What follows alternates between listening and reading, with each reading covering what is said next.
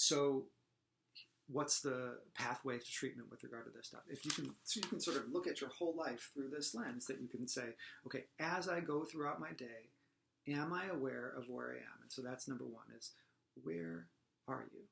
When you go throughout your day, are you noticing your degree of arousal? Are you noticing when you're feeling panicky? Are you noticing when your body is starting to shut down?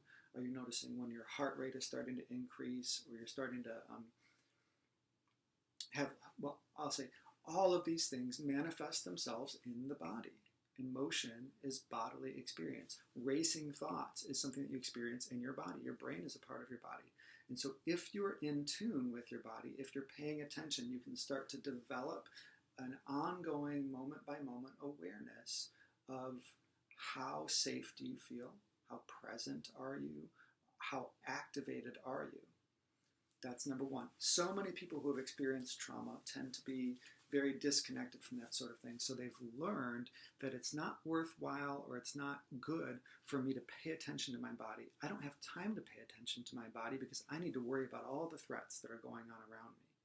But as you develop safety and stability in your life, it becomes more helpful to begin to pay attention to your body, develop a more, how do I say it, like a more friendly, a more cooperative relationship with your body, where it's safe to pay attention and listen to those signals and use them as information to help you go throughout your day. So number one is develop a habit of noticing, where are you? Are you at a calm place? Are you feeling kind of stressed? Are you feeling hyper aroused? Or did you notice, oh man, I think I'm shutting down. I'm feeling really detached from my environment. I'm not feeling or thinking anything anymore.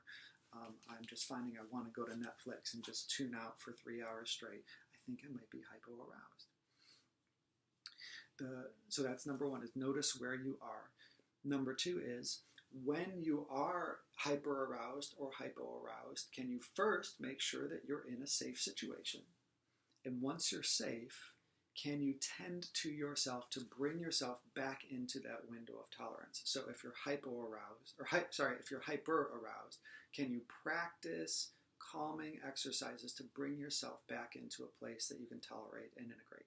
Or if you're hypo-aroused, what do you need to do to bring yourself back to a place where you can engage again? Once you do that, then you can do the work of, from a place of stability and safety, that is, from when you're in your window of tolerance, can you re-engage thinking about those traumatic or difficult memories in a way that will bring you close to the edge of your window of tolerance, but not over. So in other words, you stay in a place of safety and security and care, but still engage with those scary things and talk through them, so that your amygdala and your hippocampus can be dialoguing with each other, and you're doing that work of integrating the experience that was not integrated in the past, so it doesn't have to sit there sort of isolated or unprocessed in your brain the way it has been for maybe years. As you do that, what we find is there's dramatic change. Those memories are not as triggering anymore. You become more capable of paying attention to your body and being in a healthy relationship with your body. You become more capable of tending to yourself and moving through your life in an integrated way. Your window of tolerance grows. You can be more at peace and relate with your world from a place of solidness and security and safety, rather than relating to everything around you as if it's a threat. So that's the window of tolerance. That's a really, really incredibly helpful concept for any therapy. Anytime I'm doing work with clients, I try to pay attention to, where are they?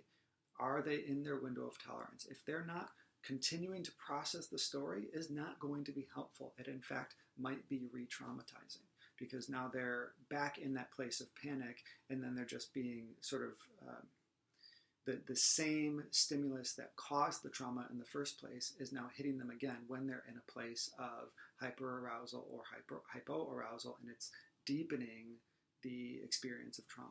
But if they're within their window of tolerance and they're practicing caring for themselves as they engage their story, they're staying in a place of kindness and curiosity and openness toward themselves, and they're receiving kindness and curiosity from me or from another person that they're with, then engaging those stories can be healing and transformative.